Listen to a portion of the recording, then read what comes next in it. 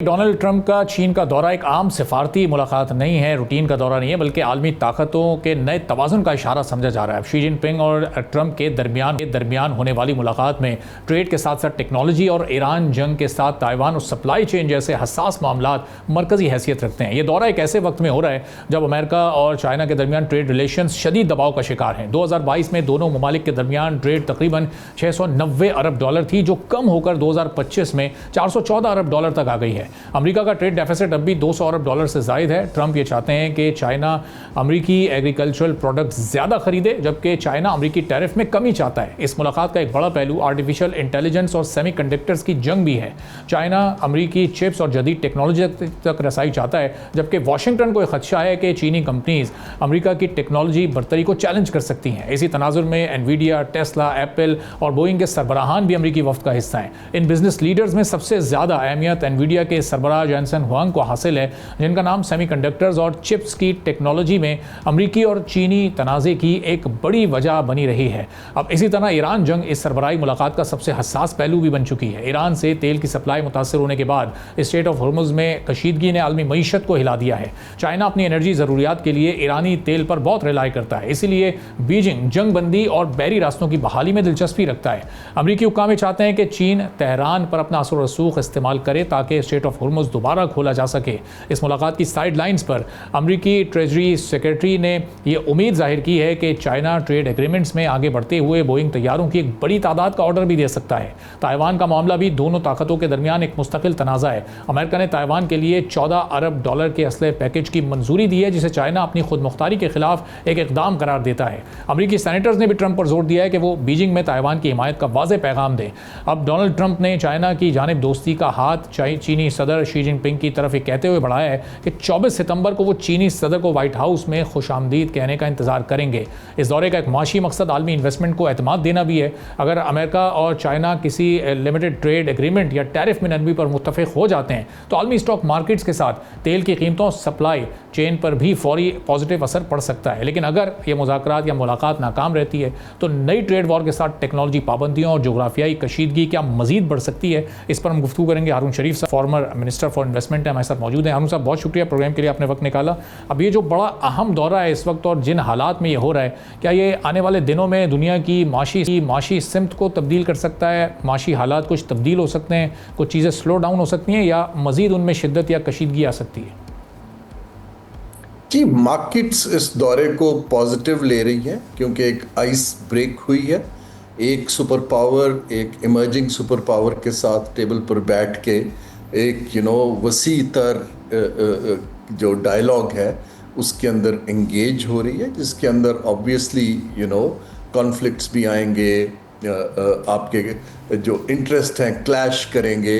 लेकिन अगर वो एक या दो मेजर चीज़ें, ख़ास तौर पे कॉन्फ्लिक्ट रिलेटिंग ईरान और हरमुज़ और ऑल्सो कुछ टेक्नोलॉजी के ऊपर आप जो है पार्टनरशिप्स के ऊपर एग्रीमेंट कर लेते हैं, टैरिफ्स के अंदर कुछ रैशनलाइजेशन की बात होती है, तो ये तो मार्केट्स के लिए बहुत खुशाइंद है।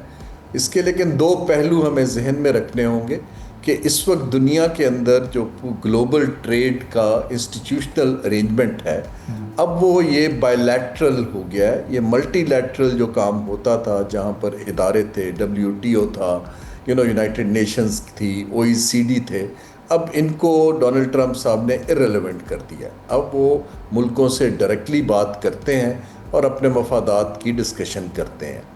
जो चीन की तरजीहात हैं उसके अंदर ताइवान को नॉर्मलाइज करना और चीन का हिस्सा बनाना उनकी नंबर 1 तरजीह है। टेक्नोलॉजी में मुझे बहुत से लोग बताते हैं जब मैं जाता हूं चाइना कि एक्चुअली इस वक्त अमेरिकन सेमीकंडक्टर और बाकी टेक्नोलॉजी से चीन आगे निकल चुका है और इस वक्त उनको चैलेंज करना या रोकना अमेरिका के लिए बहुत मुश्किल होगा। लेकिन यस, टेक्नोलॉजी की वॉर जो है वो ग्लोबल चल रही है। लेकिन ओवरऑल अगर शी जिनपिंग एक रेसिप्रोसिटी में भी दौरा कर लेते हैं, एक डायलॉग का प्रोसेस चल पड़ता है चीन और अमेरिका के दरमियान, जो आपने एक ट्रेड वॉर शुरू की हुई है। आई थिंक मार्केट्स सब तरह की फाइनेंशियल भी, कमोडिटीज़ की भी, ऑयल की भी वो इसको मस्बत तरीके से लेंगी। और ईरान वॉर का पर भी इसके बड़े पॉजिटिव असरात पड़ सकते हैं, चूँकि चाइना और ईरान के जो ताल्लुकात हैं इस वक्त तारून साहब वो ज़ाहिर है सबके सामने बहुत बड़ा इम्पोर्टर है चाइना ईरान के ऑयल का। तो स्ट्रेट ऑफ हॉर्मुज़ को खुलवाने की कोई पॉजिटिव बात इस तरह की हो सकती है जो फौरी तौर पर फिर मार्केट्स पर इफेक्ट करे और ऑयल प्राइसेस भी थोड़ी सी नीचे आएँ, ओवरऑल हालात में थोड़ी बेहतरी हमें नज़र आए?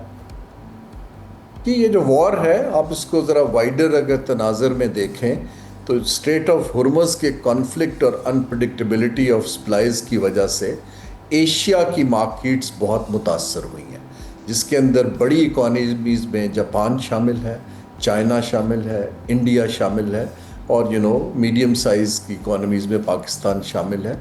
लेकिन एशिया को एक चीज़ समझ आ गई है कि उनका 75% इन्हिसार गल्फ़ के कुछ ममालिक के ऑयल के ऊपर रहा है। अब वो आहिस्ता आहिस्ता उनके पास चॉइस कोई नहीं है कि अपना एनर्जी मिक्स बदलना शुरू करें और कोई 25% ऑल्टरनेट फ्यूल्स के ऊपर जाएं, बायोगैस के ऊपर जाएं, ऑल्टरनेट एनर्जी के ऊपर जाएं, क्योंकि ये काम किसी भी वक्त फिर से फ्लेयर अप हो सकता है।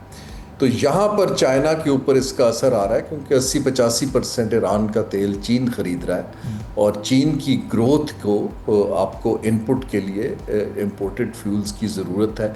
अमेरिकन्स इसको एज ए नेगोशिएटिंग टूल इस्तेमाल कर रहे हैं कि जी अगर हम कोई सेटलमेंट करते हैं आपको इकोनॉमिक बूस्ट मिलता है तो हमें क्या मिलता है। लेकिन आपकी बात दुरुस्त है कि अगर इसके ऊपर कोई समझौता हो जाता है जो कि दोनों के लिए फ़ायदेमंद है तो ईरान की वॉर जो है वो एक मस्बत पीस की तरफ क्लियर सिमत लेगी, जिसका खित्ते के अंदर एक स्टेबिलिटी का और इकोनॉमिक अगेन जो डाउनफॉल है उसके रुकने का बड़ा क्लियर सिग्नल जाए। और हारून साहब, ये ईरान की जो रेजिस्टेंस पिछले 2.5 महीने में रही है वो इस दौरे पर कितनी असरअंदाज होगी, ख़ासतौर पर डोनाल्ड ट्रंप के कॉन्टेक्स्ट में? अगर वो ये जंग स्ट्रेट अवे जीत चुके होते तो उनका स्टांस, उनका बॉडी लैंग्वेज, उनका अंदाज़ बिल्कुल मुख्तलिफ होता, लेकिन ज़ाहिर है वो ये जंग नहीं जीत सके विद इन टाइम और ये दौरा उन्हें करना पड़ रहा है, तो बहुत कुछ उनके माइंड में तब्दील हो चुका होगा इस दौरे को लेकर और डिमांड्स को लेकर।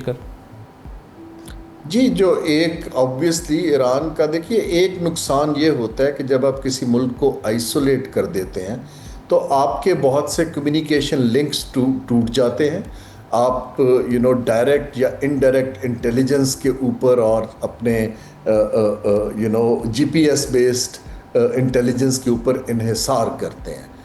वहाँ पर उनका जो एक फेलुअर हुआ है कि उन्होंने उसको अंडर एस्टिमेट किया ईरान की कैपेसिटी टू रेजिस्ट को, और अब उनको बड़ा क्लियर मैसेज गया है कि ईरान के अंदर रेजिलियंस बहुत ज़्यादा है, उनके सिस्टम्स और इदारे बने हुए हैं, उनकी निगोशिएशन पावर और डिप्लोमेसी भी मजबूत है।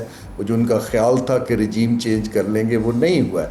अब इन सब चीज़ों ने उनको सिग्नल दिया है कि अब कोई और ऐसा रास्ता निकालें कि जिसमें वो अपने आप को विनर डिक्लेयर कर सकें और कोई एडवांटेजेस चीन से ले सकें।